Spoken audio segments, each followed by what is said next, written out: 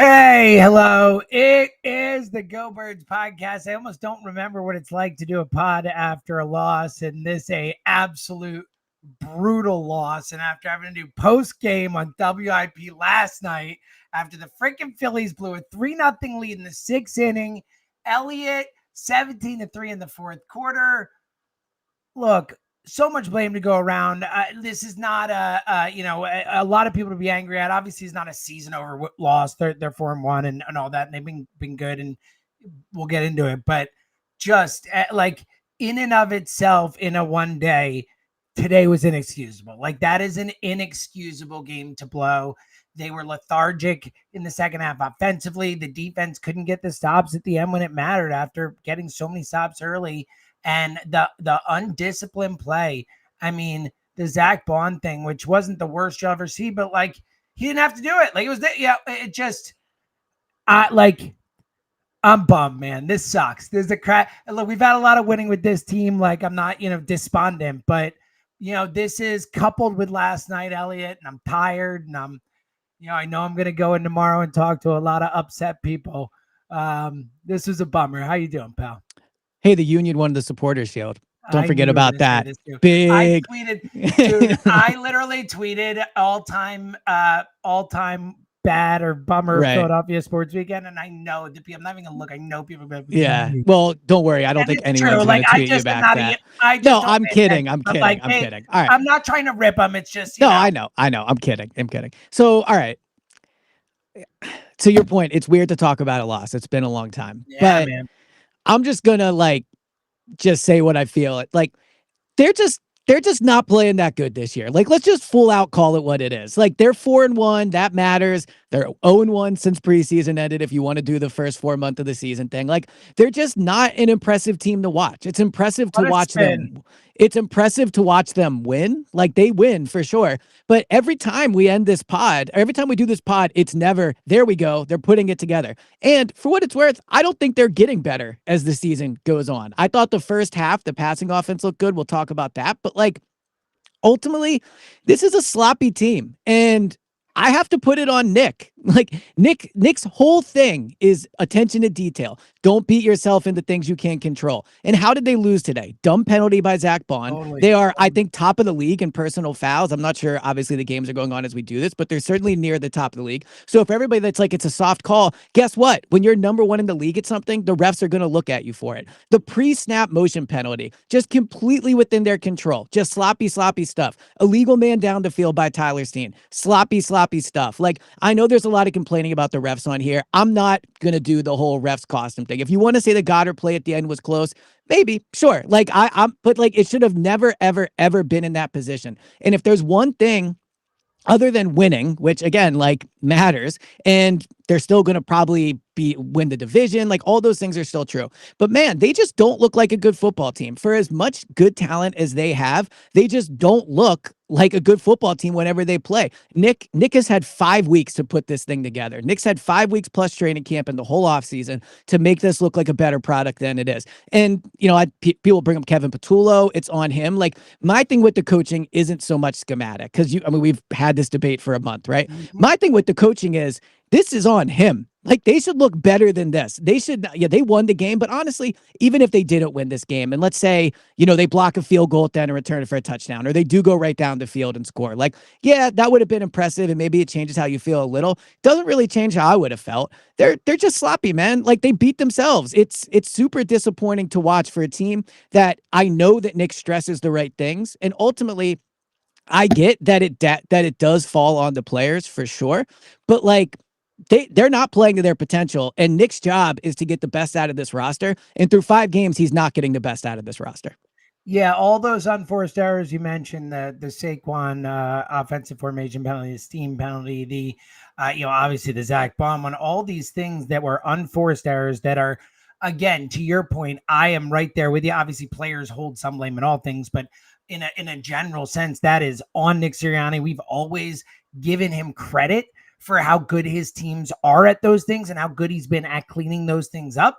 And every single one of those things you named, if one of them doesn't happen, they might win the game. It was probably razor thin, especially that freaking offensive formation. I mean, that pass to Devontae, you You probably score there. Like there's obviously the Bond one. You stop them. You got the ball with so much more time left. It's a whole different situation. Like, so, they have done it to themselves. You're absolutely right. And look, I do think that, they're, to your point about the playing poorly, because I think that the undisciplined part is part of it, and they are not, tight, and they're not, firing on all cylinders. It's wild because we'll see halves, certainly offensively and defensively, we'll see stretches of time where they look great.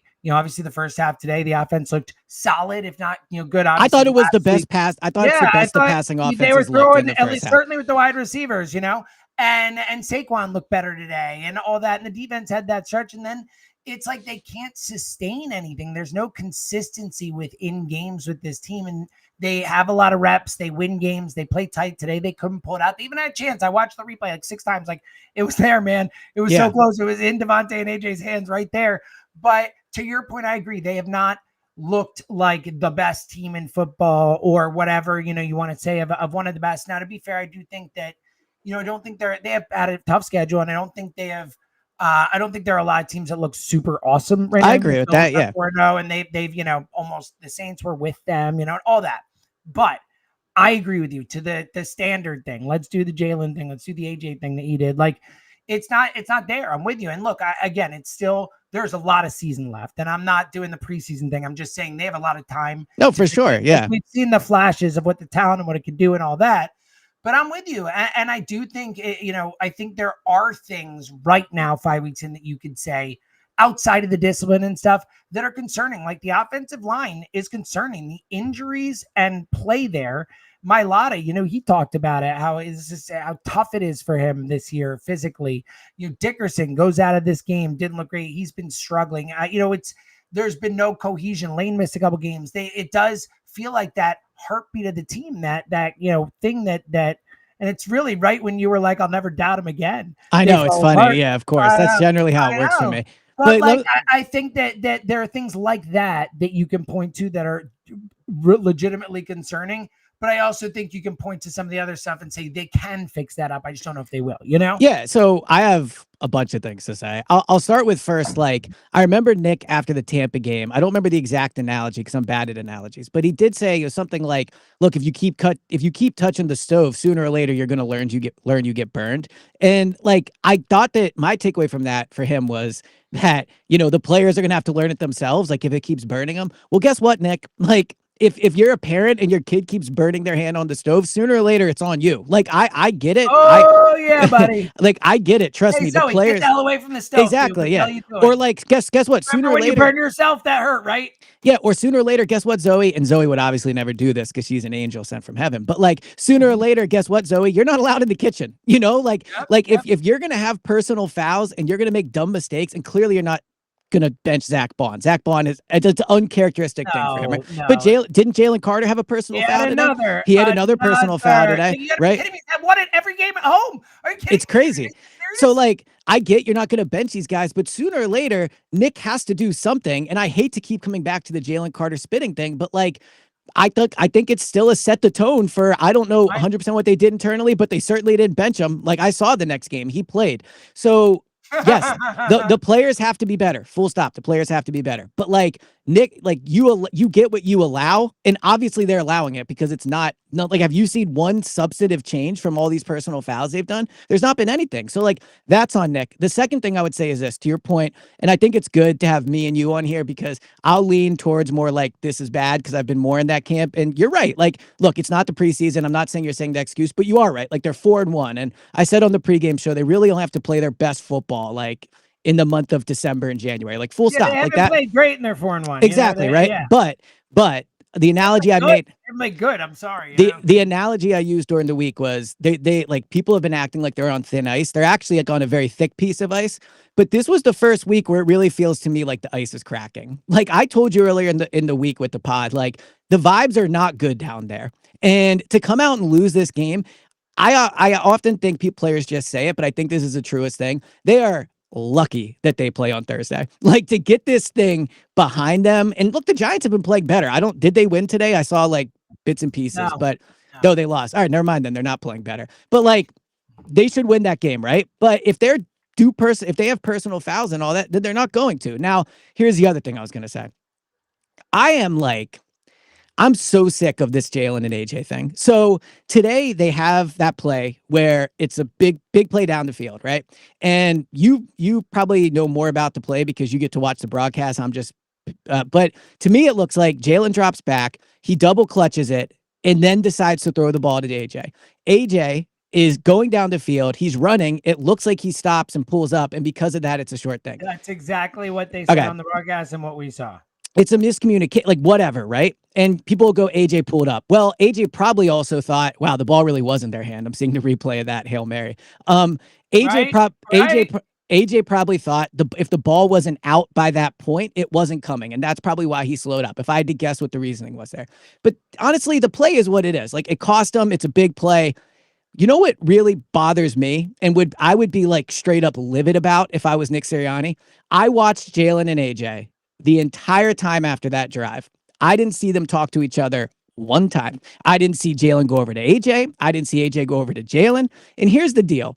There's going to be plays that are messed up in a game. Jalen and AJ can't be perfect. I thought Jalen was really good today in the first half with the deep ball. I thought AJ did good against Patrick Surtain. But when you have a play like that, I need my quarterback and wide receiver talking about on the sideline. Hey, man, even it can be a number of things. It can be, hey, man, my bad, I got you. Or AJ saying, hey, Jalen, my bad, like I pulled up. Or Jalen going, hey, like, what did you see there? Or AJ saying it, like, I didn't see it. And I can't hear what they're saying on the sideline, but I know I saw Jalen go to his bench. I saw AJ go to his bench. I saw Jalen walk over to the offensive line, right past the receivers, walk right back. Like, could he have said something? Maybe, but I didn't see any substantive kind of like any substantive conversation with them. And here's the point I'm making. This team is talented enough to win the Super Bowl, and they probably will, or at least have a good chance of winning the Super Bowl. But you know why they might not? Stuff they can control getting out of control. You can control AJ and Jalen, and I mean them too, not the team. Jalen and AJ can control if they talk after a play about what went wrong. Jalen and AJ can control their relationship. Jalen and AJ can control it being a distraction, and it's been a distraction all week. Just like they can control pre-snap penalties, just like they can control all these things that today beat them. Like if they would look, the Broncos are a good team. There's no shame in losing to the Broncos, to be completely honest. They've won 20 of 21 games. They're 4-1. Like, but what is the shame is that they're going to lose. They lost this game the way they did. And Nick has said, like if they lose a game where they're tough detailed together, he can take that. They were not detailed. They were not together. And I mean, tough we can debate. But like that right there is the prime example of why the season could crumble apart. Wow, look at that. Like they need to be more disciplined, like full stop. And it really, really hurt them today. Yeah, and look, at the end of the day, while we've talked so much and we hate talking about the Jalen AJ thing because like who knows their friendship, all this stuff. Like I don't like it. Like it's a space I don't think that other people should be So in. really quick, And sorry to interrupt really quick. Like, yeah, yes, you're right. We hate to talk about it. Full stop. But like it's impacting the no, team. that's where I'm going. No, I know That's- you so are. that- I know you are. yeah, But when Devontae says earlier in the week, I asked Devontae, hey, the three of you used to work out together. Do you guys like meet after hours to talk? And he's like, well, we do enough talking in the meeting. Like, come on, man. Like, you guys are three of the most seven important players on the team, wherever you want to put Devontae. Like, and then to have them not talk on the sideline after a massive blown play, like that should have been a touchdown. And the fact that there's no like there's just nothing. I never see them interact. And I know people are like, you're harping on this like drama. It matters. When two of your top 5 important players are not communicating, how do you truly expect to fix a problem? Yeah, I agree. And where I was going to go with it was that to your point overall about the undiscipline, all that, like, look, it's their relationship, all that, and they have ownership in this. But, when it becomes something that impacts the team, and, it certainly seems like it might have on the field. We don't know. It certainly has off the field and all that. And who knows what that impacts in terms of mentality, how focused the team is on the game instead of other things and all that. But listen, like, there's another thing that Nick has to, agreed, 100%. Yeah. Some criticism for, because his whole thing is, we've talked about so many times, the culture, and he did an amazing job. He won the Super Bowl by getting guys to love each other and fight for each other and all that.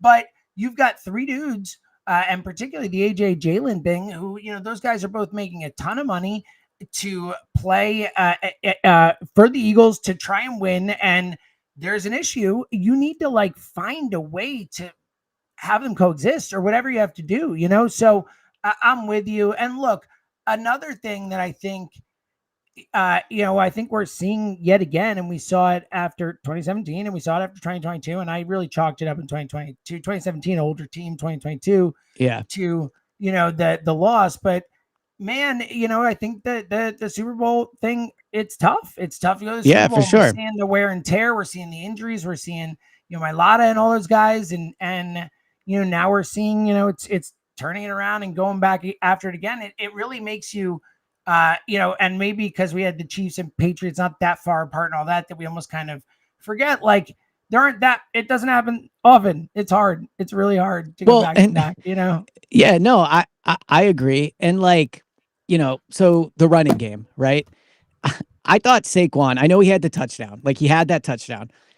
I thought today he had the first run of the season where I thought, man, last year he takes out one of the house. The 17-yard run, I'll be curious to rewatch it. To me, it felt like he didn't add any yards to that. Like I think a general NFL running back probably gets close to 17 yards on that. They look slower on offense. They don't look fast on offense. They don't look like dangerous on offense. And part of that, of course, is on the coaches and part of it's on Jalen. But to what you were saying about the Super Bowl hangover, we said going into the season that we probably wouldn't make any grand declarations about the team, right? Like if Jalen doesn't have his best year, if Nick doesn't have his best year, if the team just isn't impressive, like it's hard to come off the Super Bowl for sure. But I do think the one grand declaration we can make is like the Jalen and AJ thing might just be broken, and that is a concern moving forward. So that's the last I'll say about Jalen and AJ. But like, I'm not coming to this pod and being like Nick can't control his team. I'm not coming to this pod and saying Jalen's not good enough. Like, it's hard to come off a Super Bowl. It is what it is, right?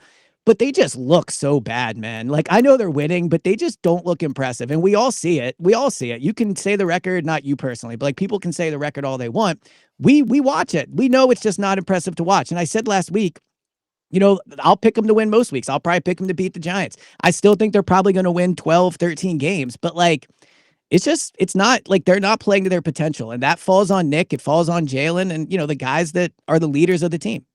Well, and that's the crazy thing, it's going to be the whole 23, 24 thing for a long time, like Yeah. until this kind of, stabilizes in one direction or another, that we, look, because I could say week 5 last year was the bye and then the Browns, it's like we weren't happy then and they weren't playing good football then, and they put together and they went through a Jalen AJ drama and they figured it out and all that. But I'm with you. Like, I'm not saying that that's replicable and that can happen again, but 2023, we saw the opposite. I don't know that that's it too. Honestly, it's probably be somewhere in the middle. They'll probably be good and make the playoffs, but maybe not good enough. They'll catch up with them. We'll probably never see 23 again, just like an historic collapse. And like you said last year, we might never see 24 again. That's the crazy thing. So I think ultimately, like, there's a lot to be written, but I agree with you right now. Like they have not looked great. Their real injury and potential wear down, like Saquon type stuff, that they're potential real concerns moving forward, tangible stuff. And then on top of that, like to your point, they just have not, the vibes aren't good. They haven't played great. And, I get it. I'm not like, there's a lot of football left and yeah, no one's saying the season's over. That just they suck to watch right now. Yeah, they have not been great, and that was a brutal, like I said before, unacceptable loss. And the running game, the last thing, 20 seconds, is like the running game hurt him again. Excuse me. Like against the Buccaneers, they couldn't run the ball in the second half. They couldn't salt away the game. In today's game, they had, I think, 3 total yards on their final 4 drives before that last one where they got down the field. Totally. They burned no time off the clock. 45 total rushing yards today. 17 of them were on 1 carry. Like they barely even tried to run the ball. So like the running game, especially if they're a team that's going to have leads, and they probably are a team that's going to have leads, it's going to really hurt them that they can't run it and kill clock. Yeah, no, and they talked about that on the broadcast. Well, actually, Romo was really solid today, and I've not liked him as much as I used to for a while, but I thought he was good. But yeah, they talked about that a lot, and there was the lack of rushing attempts, why they weren't running as much, when they were running, and all that. But all right, let's let you get down to the locker room. I'm sure there's a lot of questions to be AJ answered. Talk, yes or no? AJ talk, yes or no? I don't think so. All right, we'll find out. All right. Maybe. Actually, you know what? Yes, he will. I think he will. Yeah, I changed my mind. All right. We'll be back later in the week, probably Tuesday, with more reaction and all that. Until then, please take the night off. Watch a movie or something. Go watch Union highlights. Yeah, go. Sure. Just stay away from sports. Supporter Shield. Yeah.